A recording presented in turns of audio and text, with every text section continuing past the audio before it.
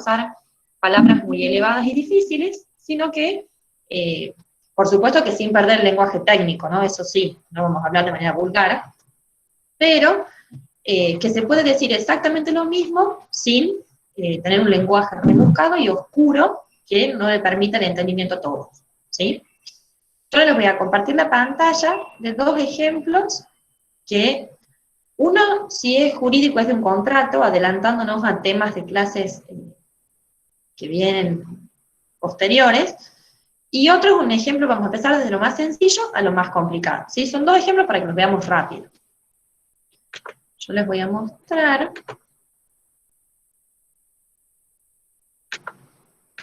Por favor, díganme cuando yo comparta si es que se llega a ver lo que estoy mostrándoles. ¿Se ve?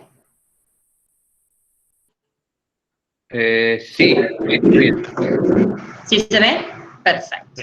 Yo les voy a leer este ejemplo para que ustedes vean cómo con distintas palabras podemos llegar a decir lo mismo y no se complica la historia, ¿sí?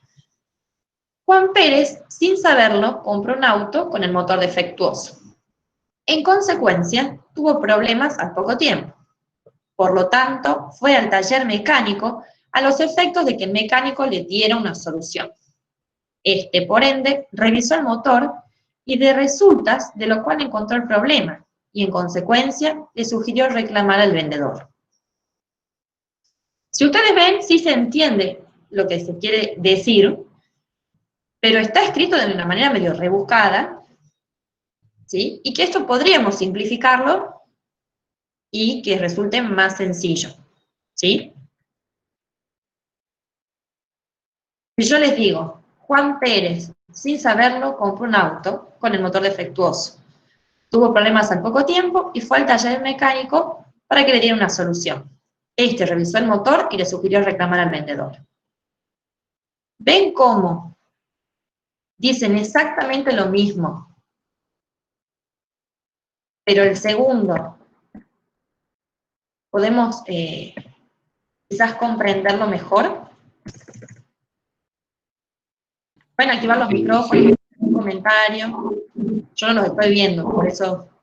Sí, yo quiero agregar una cosa que me parece muy interesante del ejemplo que ha dado José, que es para prestar atención.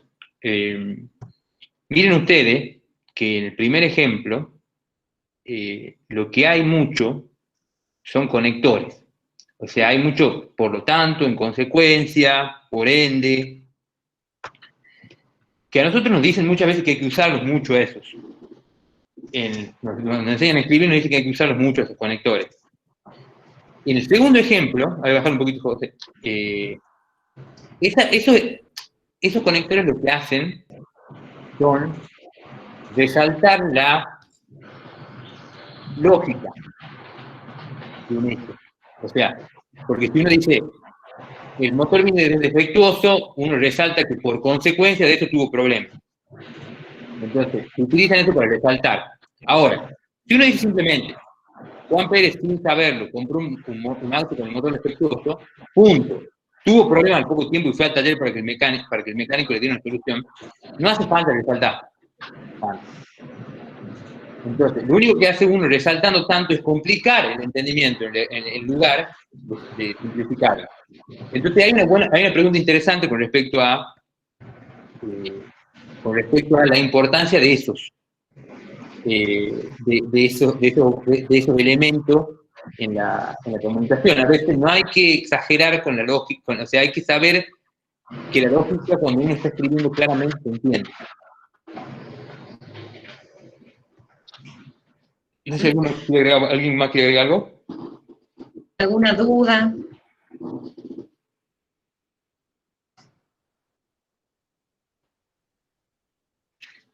Hacemos el otro. ¿Seguimos con el otro?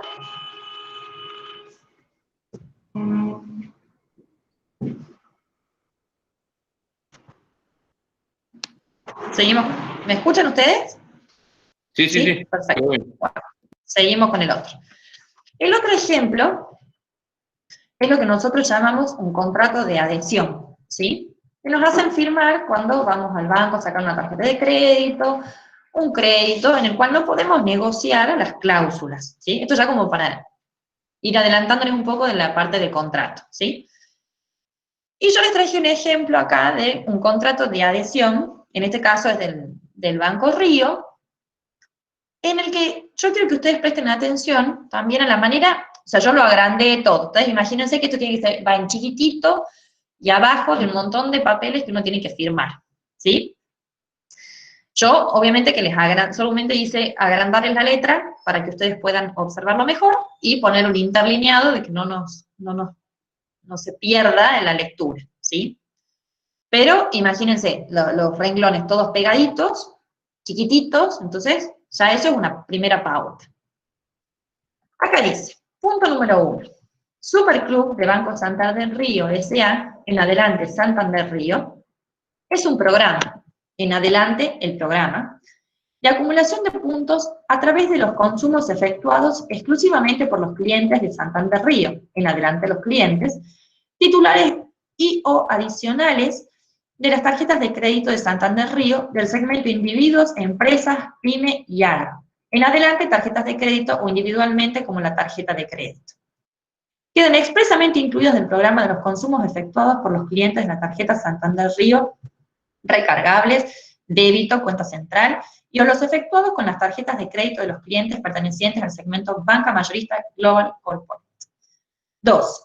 Los presentes términos y condiciones para la participación del programa se considerarán como complemento y parte integrante de las cláusulas y condiciones particularmente descritas en las solicitudes y o contratos de las tarjetas y de los productos y o servicios del Santander Río que se incorporen al programa, las que mantendrán plena vigencia. 3. Santander Río se reserva el derecho de rechazar la inscripción al programa de tarjetas, productos, servicios y o clientes que en algún momento hayan registrado incumplimientos con alguno de los productos del Santander Río. Se los leí también a propósito rápido, porque por lo general vamos a firmar y lea, entonces uno tiene que tratar de hacer malabares para poder leer de manera rápida este contrato de adhesión que el banco nos brinda, ¿sí? Ahora bien, esto podría ser escrito también más sencillo, quizás con espacios y demás, de esta manera. 1. La participación en el programa implica el conocimiento y aceptación de estos términos y condiciones. 2. Superclub del Banco Santander Río es un programa de acumulación de puntos a través de los consumos que realizan los clientes del banco, titulares o adicionales de las tarjetas de crédito de Santander Río, individuos, empresas, pymes y agro. Tarjetas de crédito o individualmente tarjeta de crédito. Quedan excluidas de los consumos las tarjetas Santander Río, recargable, débito, cuenta central, o con las tarjetas de crédito pertenecientes a banca mayorista. En los términos y condiciones, complementan las cláusulas y condiciones particulares descritas en las solicitudes y contratos de tarjetas y de los productos y servicios del banco que se incorporen al programa. 4. Santander Río se reserva el derecho de rechazar la inscripción al programa de las tarjetas, productos, servicios o clientes que hayan registrado incumplimientos en algún producto. ¿Ven cómo se llega a entender un poco más que las otras cláusulas que les puse arriba? Uno, por la manera de cómo está ordenado, y 2, uso un vocabulario quizás un poco menos rebuscado. O sea, va directamente al punto, no da tantas vueltas, no... ¿Sí? ¿Ven cuál es la diferencia? Y que nosotros hacemos hincapié en la clase pasada, de que para presentar una nota no era necesario, usar un vocabulario con muchas palabras, conectores, palabras difíciles, sino que, sin perder de vista, por supuesto, el lenguaje técnico, uno puede redactar una nota que sea clara, precisa y sencilla de entender. ¿Sí? Sí, yo diré una cosa, José, muy buen ejemplo, y justo ahí una compañera, Carolina, decía que el ejemplo lo vas desglosando. Me parece importante destacar lo siguiente. Por supuesto que hay los contratos, o sea, ustedes en la vida profesional se encuentran con contratos bien complejos. O sea, contratos que tienen lenguaje técnico, que son complejos, que hablan de cosas complejas, digamos.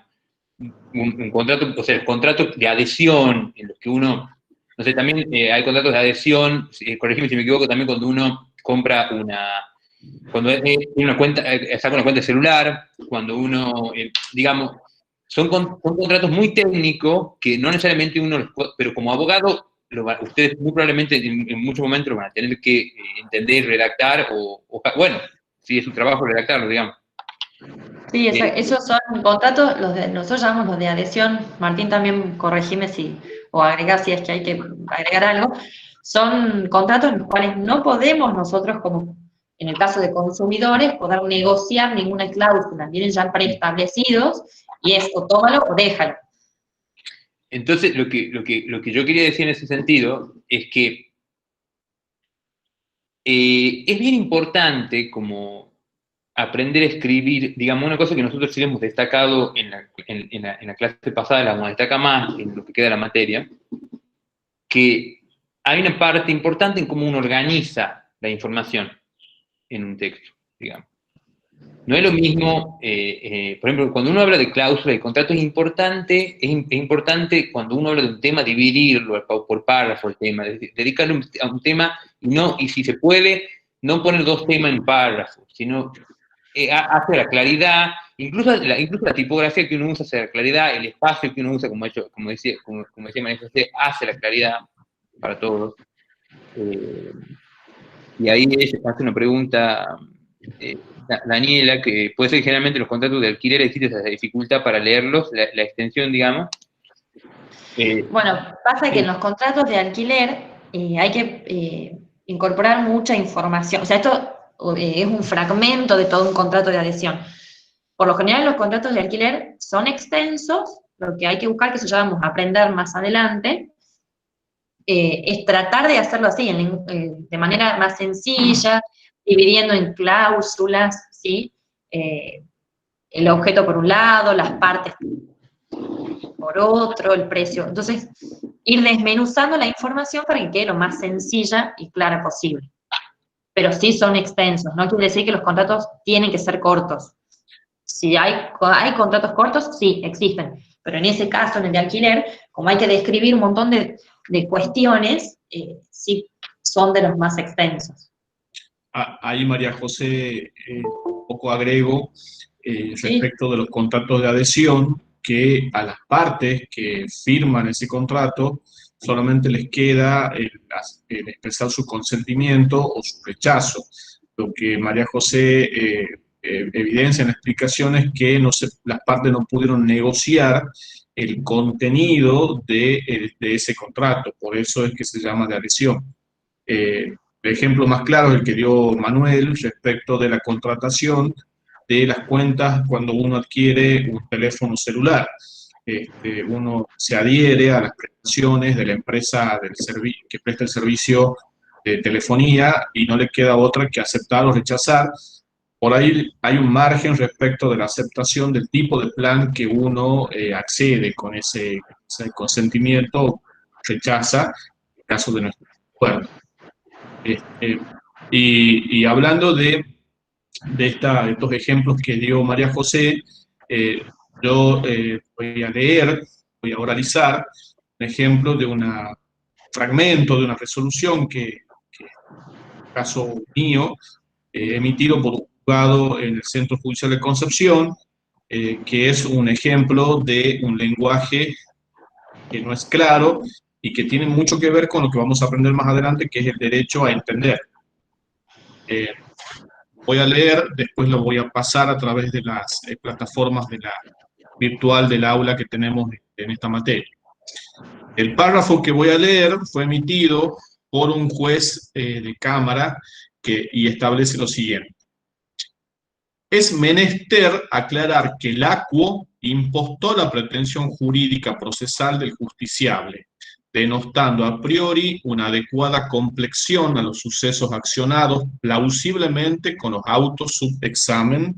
Por ello, y visto el precepto proferido por el empoderado contralor del eminente señor fiscal civil, vuestra señoría resuelve ordenar la desertación del recurso de apelación, digesto adjetivo procesal de subjeción a la litis todavía en ciernes.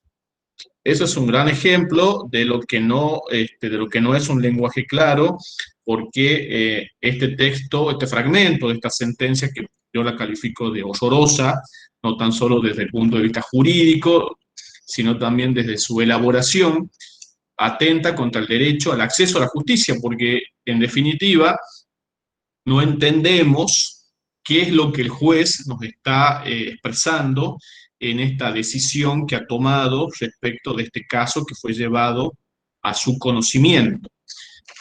Es tan patente el ejemplo de que no se entiende nada que en este supuesto yo lo que puedo llegar a comprender, conociendo los antecedentes del caso, es que el juez de Cámara rechazó un recurso de apelación.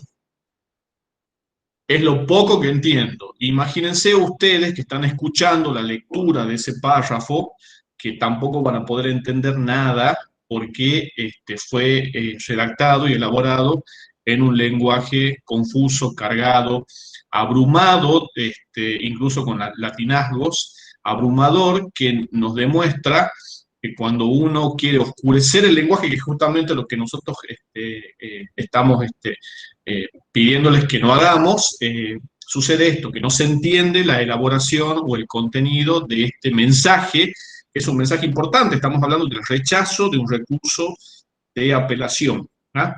Así que eso me parecía como aporte a los efectos de adelantar lo que después vamos a poder ver en lo que se llama derecho a entender, que es una objeto de estudio más adelante. Gracias, Martín. La verdad que sí, la palabra es abrumador. Y es como... Sí, yo no entiendo nada, digamos. y nada, a ver, un gran esfuerzo de esta materia digamos, de la idea general que hay en el nuevo plan de estudio de la Facultad de Derecho, es dos cosas que me gustaría resaltar antes que pasemos al trabajo práctico. Es, por un lado, lo que han mostrado Martín y María José, que es, de verdad, no hay ninguna necesidad de escribir así. O sea, no hay ninguna necesidad. Nadie les pide que escriban así, nadie. O sea, solamente hay una práctica enquistada en la forma, no sé, proveniente de cierta, que digamos es complejo preguntarse exactamente cuál es el origen de la práctica de esa escritura, porque como los orígenes de esas prácticas son múltiples, puede ser que en un momento era el estatus social que te daba ser un hombre del derecho, que en general eran hombres y no mujeres, y que había que escribir así para parecer importante, o probablemente en algún momento eso se convirtió en una especie de necesidad, digamos, de que quizá alguien que escribía de una manera diferente se lo consideraba que no sabía derecho. Bueno, hoy en día eso ya está cambiando, ya no hay nadie que piden que escriba así. O sea, ya los abogados cada vez les gusta menos, obviamente que a las partes les gusta muchísimo menos. Eso por un lado.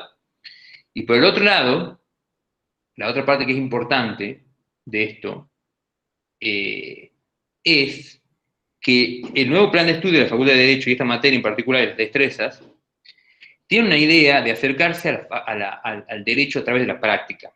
Es decir, ustedes, como abogados, tienen que aprender una cosa que es muy importante, que es relacionarse con los textos, con un contrato, con una nota, con una demanda, con una sentencia, digamos.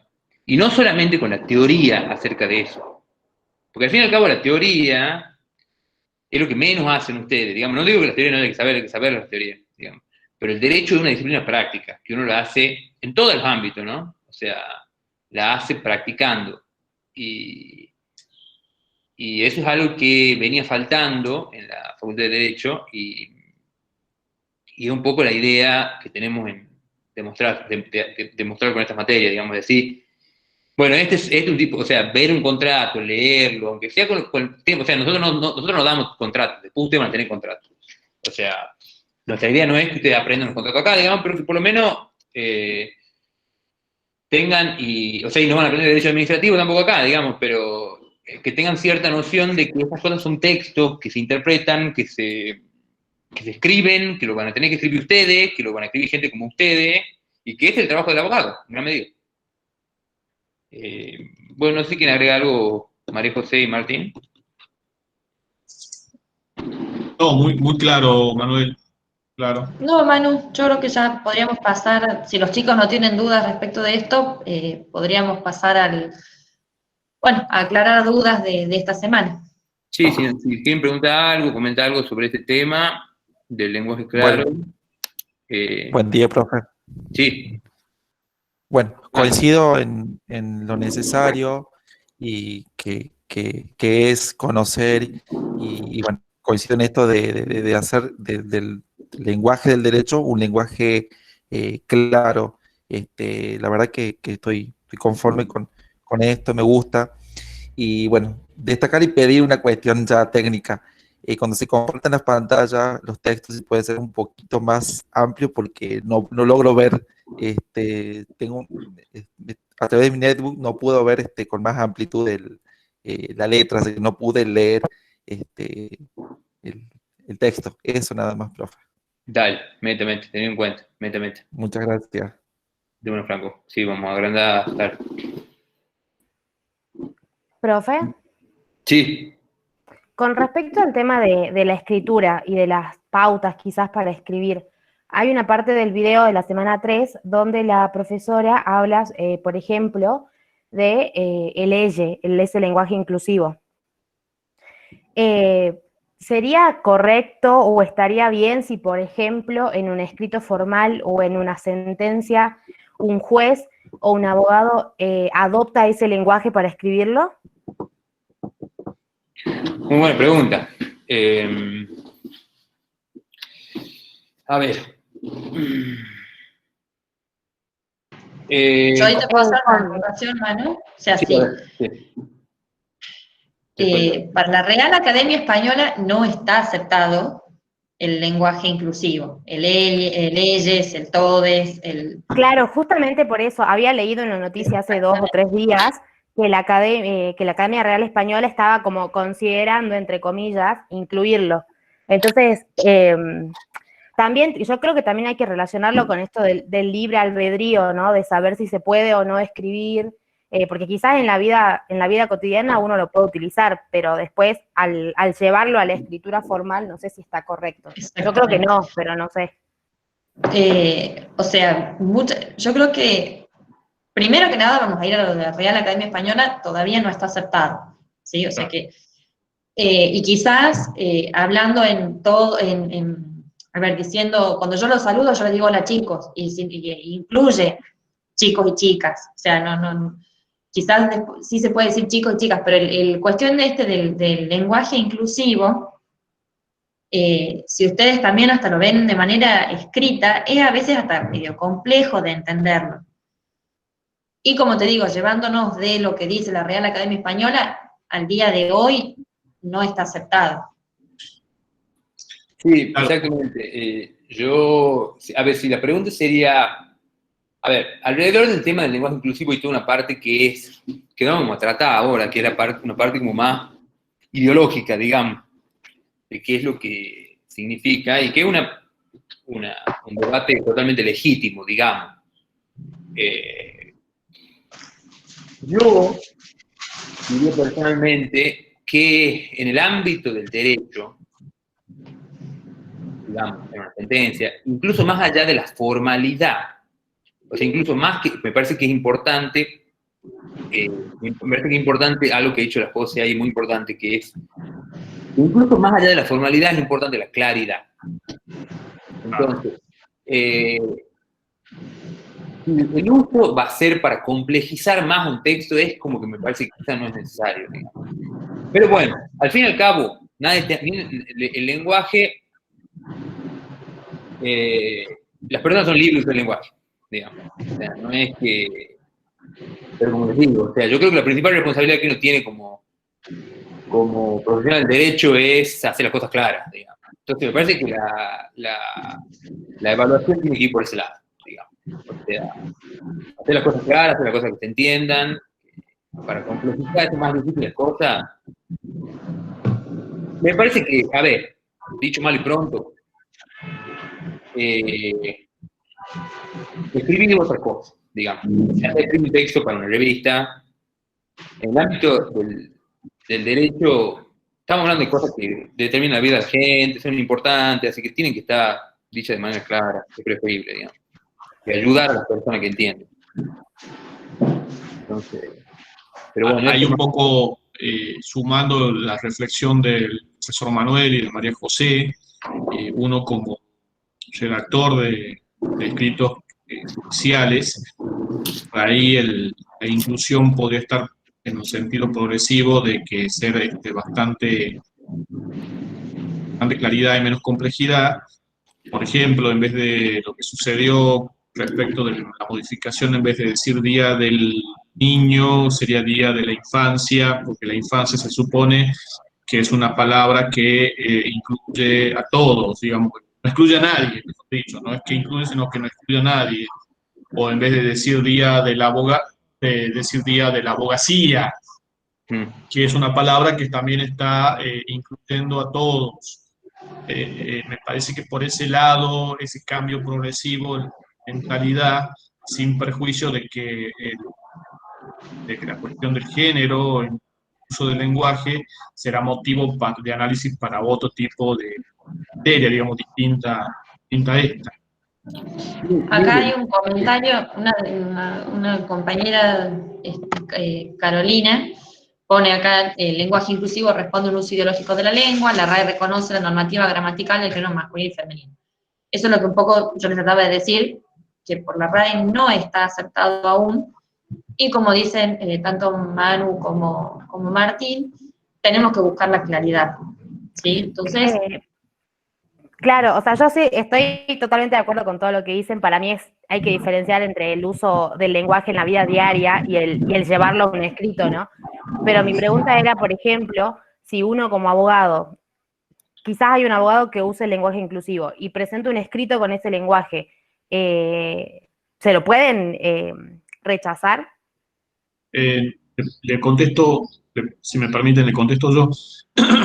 No, porque los códigos procesales y unas acordadas que son resoluciones de la Corte Suprema de Justicia establecen la forma en la cual se deben elaborar los escritos.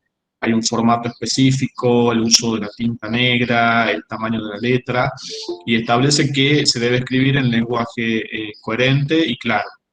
En este caso, digamos, ese sería el parámetro del juez o de la jueza a la cual le llegue escrito, en el cual se use o se abuse el uso del todes, del nosotres, referenciando un poco a la reflexión de Manuel, que la idea es que si es escrito, yo al leerlo me resulta comprensible, lo acepto como jugador, y si a pesar de que use lenguaje no inclusivo o usando lenguaje inclusivo es muy confuso, lo voy a rechazar.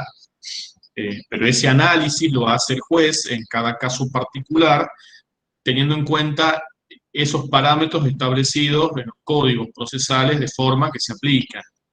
Sobre todo porque el rechazo de una petición jurídica efectuada ante el organismo judicial significa negatoria de un derecho. Claro, está muy bien lo que dice, a ver, por decirlo, está muy bien la aclaración que hace Martín en el sentido siguiente. Está bien la pregunta, digamos, está muy bien la pregunta de Daniel. O sea, no es que el mero uso del lenguaje inclusivo puede ser una razón procedimental para rechazar un texto. O sea, para rechazar una cosa. No puede, o sea, sería muy polémico, por decirlo de alguna manera. Porque sería, en tal caso, también uno puede rechazar una sentencia porque tenga algún error de ortografía. Una demanda porque tiene algún error de ortografía. Y a veces se toleran esas cosas, digamos. Ahora bien, si, bueno, como dice Martín, si hay un abuso y si hay una cosa que lo hace ya incomprensible, si ya, bueno, pero digamos, el mero uso, digamos que no. O sea, es un tema bueno, a ver, es un tema que tiene que ver con la discrecionalidad, que las posibilidades o sea, de decisión que tienen los jueces, y, y que al fin de cuentas, a ver, una cosa que yo quería agregar finalmente, quizá en este tema, es el siguiente. El lenguaje, la lengua que hablamos, al fin y al cabo, no podemos manejarla muy mucho los individuos. Digamos, no nosotros como individuos, ni tampoco tanto las instituciones en realidad. Si ustedes se ponen a pensar, la Real Academia Española acepta usos cuando esos usos se hacen, o sea, no es que la Real Academia dicta leyes que se siguen, como las legislaturas, no. El lenguaje es diferente en ese sentido, el lenguaje se usa solo, y va cambiando solo, por el uso que hacen los seres humanos del lenguaje. Hay que ver qué quiere decir el uso del lenguaje inclusivo. Yo creo que el uso del lenguaje inclusivo no es un uso mayoritario. Entonces, no pareciera que va a ser el uso. A ver, capaz que sí, no lo sabemos, ¿me entendemos? Vamos a hacer predicciones sobre el tema. Pero eso va a cambiar en función de si verdaderamente los seres humanos lo usamos, digamos. O sea, el lenguaje cambia por eso. Por si verdaderamente nosotros usamos la lengua de esa manera, no porque una reglamentación diga que hay que usar tal cosa. En general, eso no hacen cambiar las cosas. O sea, no en relación al lenguaje. O sea, el lenguaje, como les digo, la Real Academia acepta una palabra y la define justamente porque la están usando ya. Y yo creo que Pero Manu, por ahí, respondiendo concretamente a la pregunta de Daniela, y retomando un poco lo que dice Martín, si para el juez leer del escrito con lenguaje inclusivo le resulta complicado, lo puede rechazar. Entonces, como profesional, yo te recomendaría tratar de no usarlo en esos ámbitos por una cuestión de formalidad y para no arriesgarte a que el juez también rechace tu escrito, ¿sí? Y como veníamos hablando, así hay que tener una cierta formalidad, un cierto vocabulario y todo, y pese a que por ahí la RAE no emita leyes ni eso, digamos que por ahí el que nos marca el lineamiento en estos momentos es la RAE, y la RAE no lo está aceptando en lenguaje inclusivo, ¿sí? No sé si concretamente respondemos tu pregunta, Daniela. Sí, profe, gracias. Me había surgido en realidad el video que subió la Sí, profesora de la unidad 3. sí, sí, pero bueno, por ahí yo les digo, mi pensamiento o más allá del video de la profe, es esto. Yo creo que hay que mantener una cierta formalidad. Bueno, y en este momento no está aceptada por la RAE. Entonces, retomando como también decía Martín, hay ciertas palabras que pueden incluirnos a todos sin caer en el lenguaje inclusivo, ¿sí? Que puede prestarse a confusión o a que sea poco claro o a que el receptor no entienda el mensaje que yo le estoy dando. sí, eso es lo más importante de todo. Pasemos, si quieren. ¿Alguien tiene, como hacer la clase de pase de consulta, digamos? Nosotros, si ustedes tienen alguna Acá, pregunta sobre el tema. yo voy a leer un comentario que Sí. da Carolina, también muy valioso y muy rico en todo lo que está diciendo, que el lenguaje es dinámico, la lengua no, es un sistema con normas y reglas, y el lenguaje inclusivo no las cumple. ¿Mm? Gracias, Carolina, por los aportes. Bueno, ¿quieren que pasemos a las dudas de la teoría que tengan del video 3? O del trabajo, sin dar respuestas del trabajo práctico, pero qué dudas pueden llegar a tener del TP.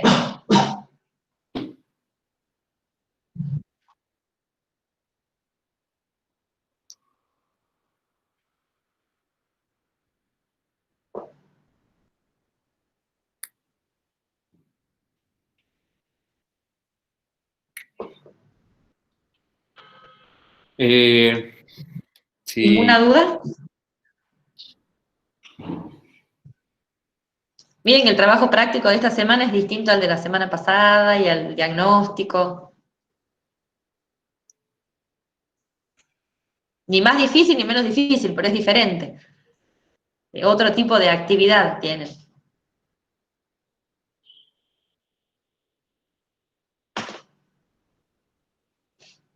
Lo pueden hacer, como dice la consigna, en grupo, individual, cómo se están manejando. A ver, eso cuéntanos un poco. Si lo están haciendo en grupo, lo están haciendo de manera individual.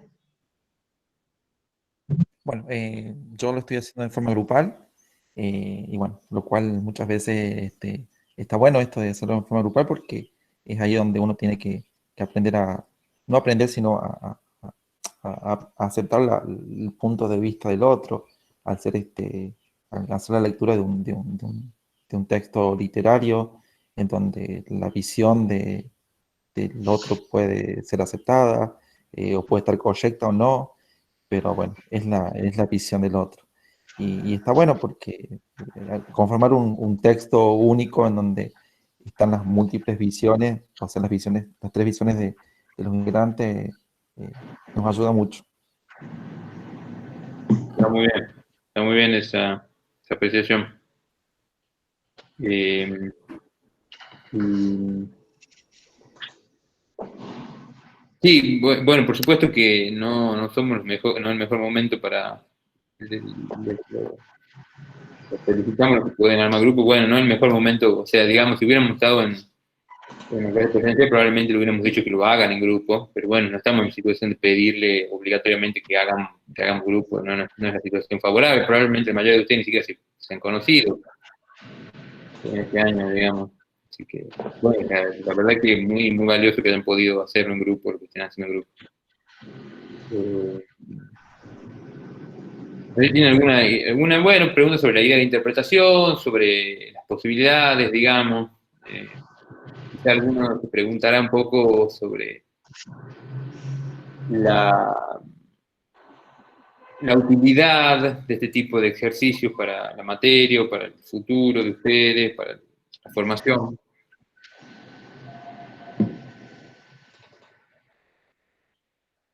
Porque quizás ya hemos sido suficientemente claros.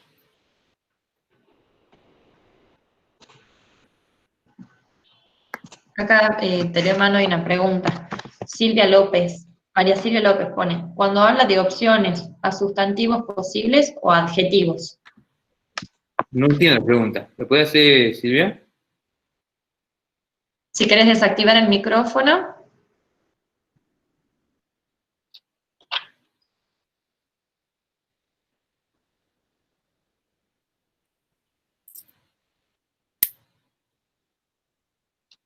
¿Está ahí? No sé si nos está escuchando Silvia.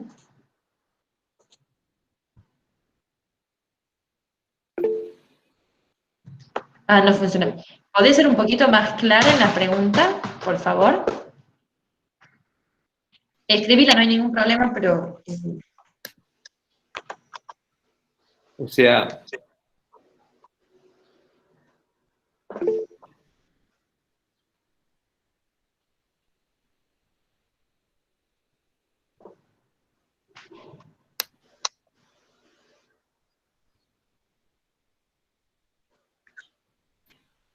cuando habla, sí, cuando el trabajo práctico dice que hay que expresar distintas alternativas,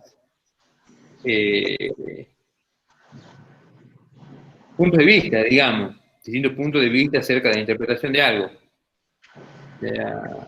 Supongo que en ese sentido te refería a que, bueno, la forma en que hay por el momento que la palabra pequeñito es un adjetivo, digamos, del hombre, pero no hace falta, digamos, establecer mucho esa diferencia, digamos, es simplemente una interpretación y un punto de vista sobre algo. Esa es la idea. Que nos digan más de una opción, por ejemplo, a qué se refiere cuando habla de hombre pequeñito. ¿Se entiende ahí? Tomando el ejemplo que dice Manu, que no quiere decir que literalmente el hombre sea petizo, o sea pequeñito, o sea... Entonces, en base a esa frase, ustedes qué interpretan y tienen que poner más de una respuesta. A eso se refiere por ahí con poner las alternativas. ¿Por ahí va, Silvia?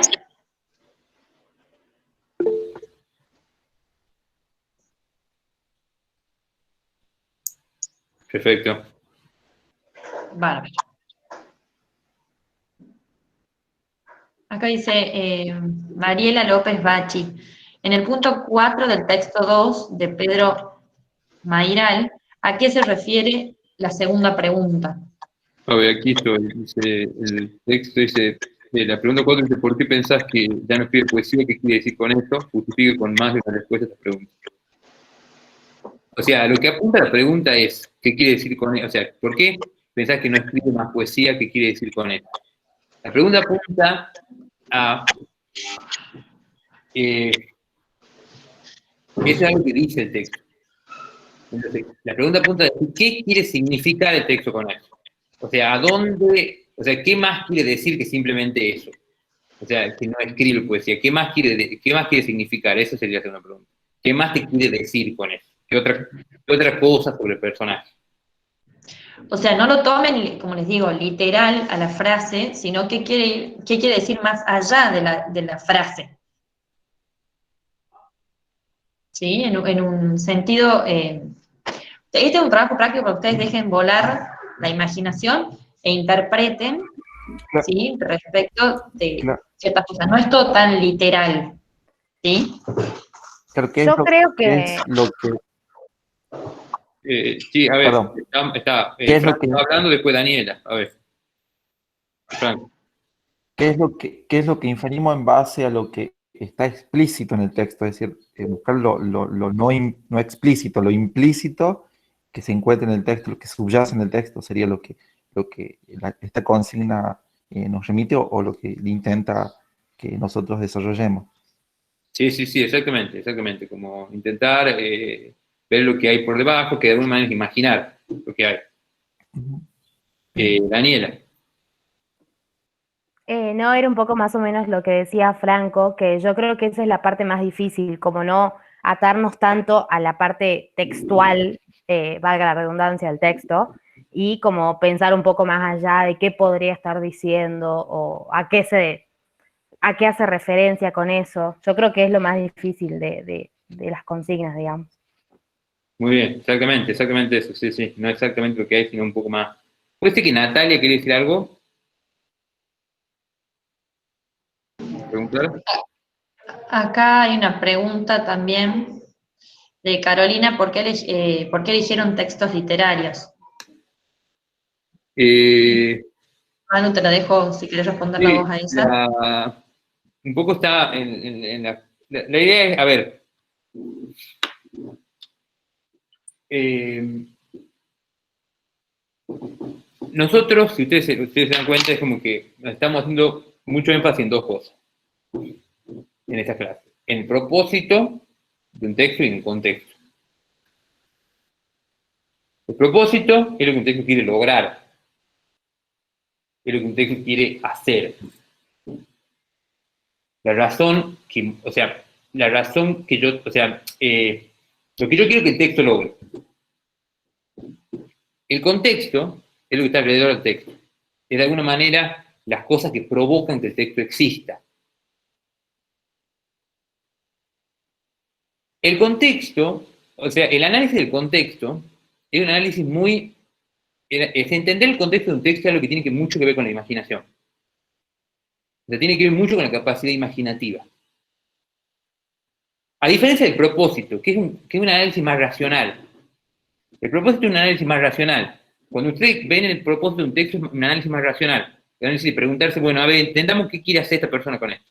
Él quiere un cambio de comisión, quiere preguntar tal cosa, quiere un análisis más racional.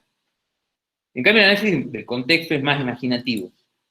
Es más, ustedes postularse ideas de qué es lo que le está pasando a esa persona, qué está viviendo, qué imaginarse a partir de ciertos rasgos, como decían ustedes, como decía Daniela y Franco, imaginarse algo más que está por debajo, cosas que no están expresamente dichas, sino que están sugeridas.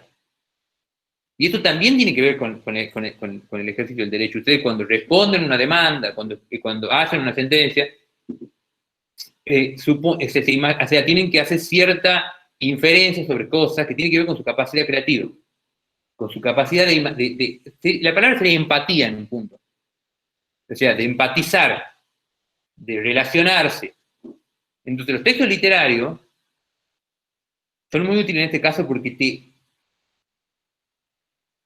son muy favorables son muy favorables para relacionarse con la persona que escribe o con los personajes que hay. O sea, uno puede ejercitar esa capacidad de una manera mucho más clara y fecunda, digamos. Pero es una capacidad que uno tiene que ejercitar para cualquier tipo de texto. Quizá en algún sentido en el texto literario es más difícil. O sea, porque en el texto literario tiene que imaginar más cosas, digamos, entonces uno lo está ejercitando más. Y ahí, Manu, yo te haré una cosa. También elegimos textos literarios como para ejercitar el tema de la interpretación, ¿sí? Que está bien, esto es jurídico, por supuesto, vamos a ver más adelante, pero sí nos parece importante ejercitar esto de aprender o de ejercitar la interpretación, ir variando textos, ¿sí? De hecho, a lo largo de estos TP que ustedes tuvieron, algunos fueron jurídicos, otros no. Yo hoy les presenté ejemplos que no son jurídicos. Martín presentó unos jurídicos, después teníamos el contrato también. Vamos a ir jugando con todo esto para ejercitar, hacer un ejercicio constante, ¿sí? Y no solo encasillarnos en lo jurídico. No sé si respondo ahí, Carolina, un poco la elección del texto. Gustavo Emanuel Quinteros también pregunta, hola profes, a la referencia de hombre pequeñitos, ¿se la puede tomar como una referencia de algo plural? Buena pregunta. Sí. Yo creo, Manu, no sé si coincidís conmigo, Martín, vos también, yo creo que si ustedes realizan una buena justificación, acá no va a haber quizás preguntas correctas o incorrectas, sino que respuestas bien fundadas, si ustedes me ponen una respuesta que por ahí es medio descabellada, sin ningún tipo de justificación, y bueno, y ahí nosotros evaluaremos si realmente es correcto o no. Pero con una buena justificación, yo creo que sí es posible. Sí. Claro, una buena argumentación de la respuesta es lo que se refiere María José, para enfatizar ese punto. Sí, totalmente, totalmente.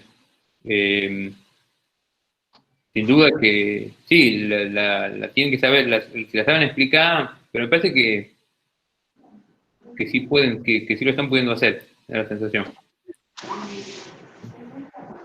Profe, un comentario, más que nada. Buen día. Nosotros, como usted estaba planteando el hecho de que es difícil hacerlo en grupo, por todo esto de la pandemia, nosotras optamos por el Meet. Anoche nos quedamos hasta las 3 de la mañana debatiendo y tratando de formar una respuesta conjunta con buenas justificaciones, y apelamos a lo que usted explicó recién, al hecho de usar más la imaginación, tratando de entender o poniéndonos por ahí en la piel tanto de Alfonsina como de Meiral a la hora de escribir los textos. Eso es lo que ¿La posición de qué has dicho? Ponete la posición de tanto de Alfonsina, en Hombre Pequeñito, como en Meiral, al momento de escribir el texto, nos pusimos en lugar de ellos diciendo qué haríamos nosotros, o qué estaríamos pensando, o en qué nos basaríamos para decir tal o cual cosa. Eso es lo que nosotras nos enfocamos, por ahí quizás los guía a los chicos, como para encontrar por ahí una vueltita y todo eso. Mi grupo, y me basé en lo que en la devolución que usted me dio del trabajo 2. Muy bien. Sobre la nota formal que me había dicho. Entonces anoche estuvimos hablando con las chicas, yo lo hago con Noelia Sosa Elías y con Mariela López Bachi, y estuvimos hasta las 3 de la mañana tratando de buscarle la vuelta para que sea algo concreto y a su vez que tenga una buena justificación, el por qué pusimos tal o cual cosa. Excelente, me alegro, bueno, me alegro Eso es lo que buscamos. Sí, muchas gracias, porque muchas veces le mando mensajes a horarios rarísimos porque yo me quedo estudiando tarde y pobre me contesta. Todo A bien, veces me da... para eso estamos. Pero te quiero decir una cosa. Está muy bien una cosa que has dicho, y creo que, y es algo que está muy bien, es la siguiente idea. Ponerse en el lugar del otro. Eso es la definición de empatía. O sea, esa es la definición de empatía. O sea, si ustedes logran ponerse en el lugar del autor, preguntarse en el lugar de qué está pensando esa persona, qué está pensando el autor, van a tener una ventaja gigante como profesionales del derecho.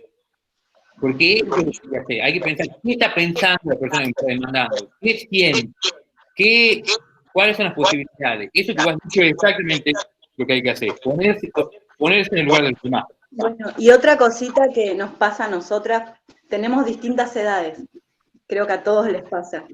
Estamos en distintas etapas de la vida, y por ahí Noé, que es la más chica, ella tiene un punto de vista totalmente diferente al que tiene Mariela, al que tengo yo. Entonces ella decía, pero ¿por qué ustedes interpretan? Y era súper gracioso tratar de explicarle a Noé por qué nosotras interpretábamos tal o cual cosa. Está muy bueno eso. Bueno, el hecho de poder eso, ayudar al otro a entender por ahí un montón de cosas. Muy bueno, muy bueno. eso es lo que se pierde por ahí con la virtualidad. Estando de manera presencial, quizás los grupos se los puede armar con diferentes edades, de diferentes provincias. De hecho, eso buscábamos nosotros en la presencialidad, que se conozcan entre todos, que quizás hay materias en las que eso no lo permite, porque como no tienen asistencia, la nuestra de manera presencial sí. Entonces, con la virtualidad se pierde un poco esto que estás contando vos.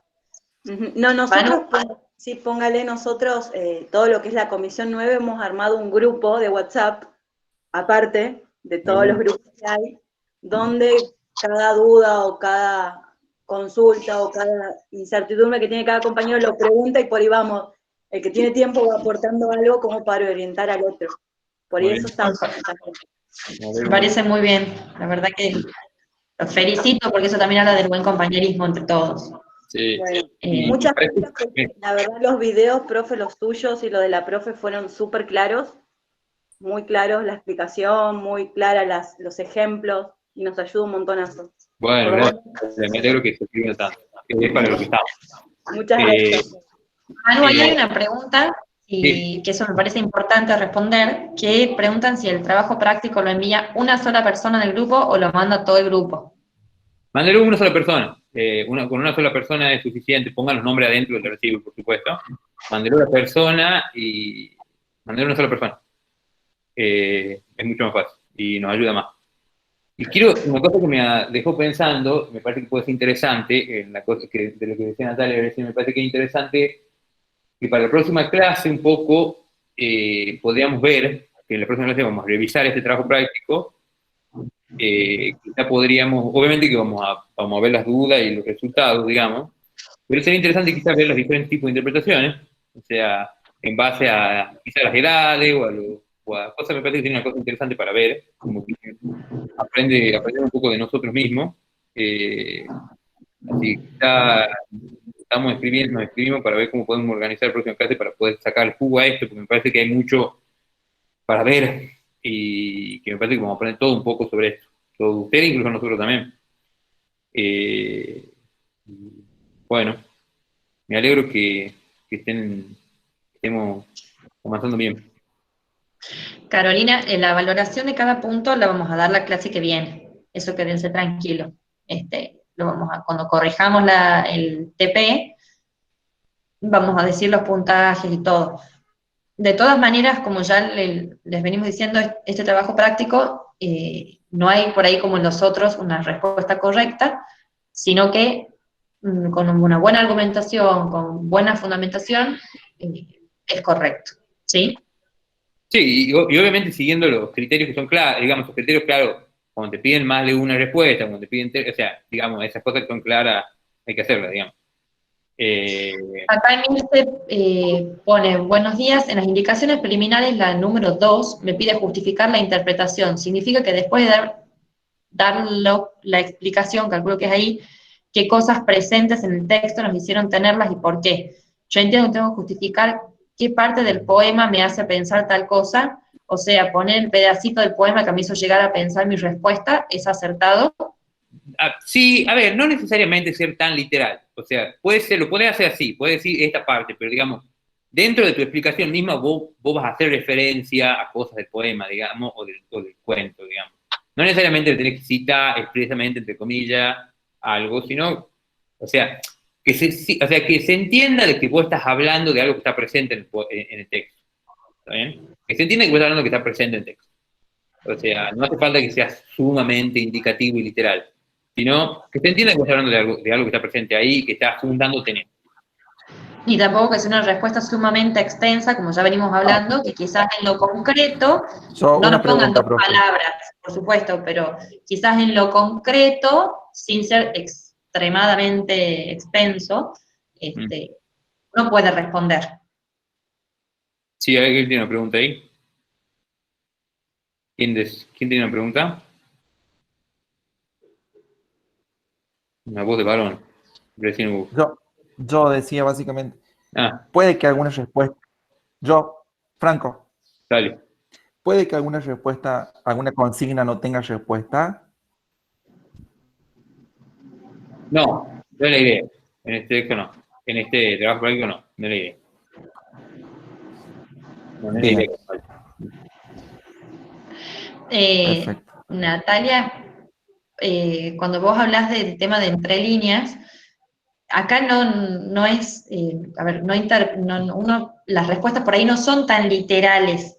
Por eso nosotros les hablamos de volar con la imaginación y de pensar respuestas que quizás no son tan literales o se encuentran de manera textual, sino que muchas veces tenemos que poner qué nos quiere decir el autor o qué en esa frase, ¿sí? Por ahí nos cuesta explicar mucho sin poder dar respuestas concretas, porque todavía hay tiempo para hacer el trabajo práctico, eh, pero justamente en este trabajo práctico no hablamos de manera muy literal, sino que tenemos que inferir qué nos quiere decir a través de esa frase el autor, ¿sí? Profe, a entre líneas me refiero a lo que nosotros entendemos o cada persona entiende de lo que está leyendo, o como que ves más allá. O sea, no lo estás viendo plasmado en el texto, sino que es lo que vos pensás desde tu punto de vista que nos quiere decir. A eso me refiero con el entre líneas. Está bien. Sí, Perfecto. Bueno, vamos terminando. Si alguien tenga alguna duda más, si no, vamos. ¿alguna pregunta? Bueno, ¿No? chicos, mm, gracias por seguir estar haciendo la clase, por estar trabajando. Para nosotros es siempre un placer. Y bueno, estamos durante estos días, digamos, yo creo que entre el lunes y el martes vamos a tener los resultados y terminen de mandar los trabajos prácticos, los que faltan. Manden un solo archivo, que suba uno, por supuesto, si lo hacen en grupo, pongan los nombres de los integrantes adentro. Nosotros no se nos va a pasar nada de eso. Y bueno, nos vemos la próxima semana. Y cualquier cosa, estamos a través de los canales habituales. Nos vemos, chicos. La semana Chao, que viene. profe. Chao chicos, hasta la semana que viene.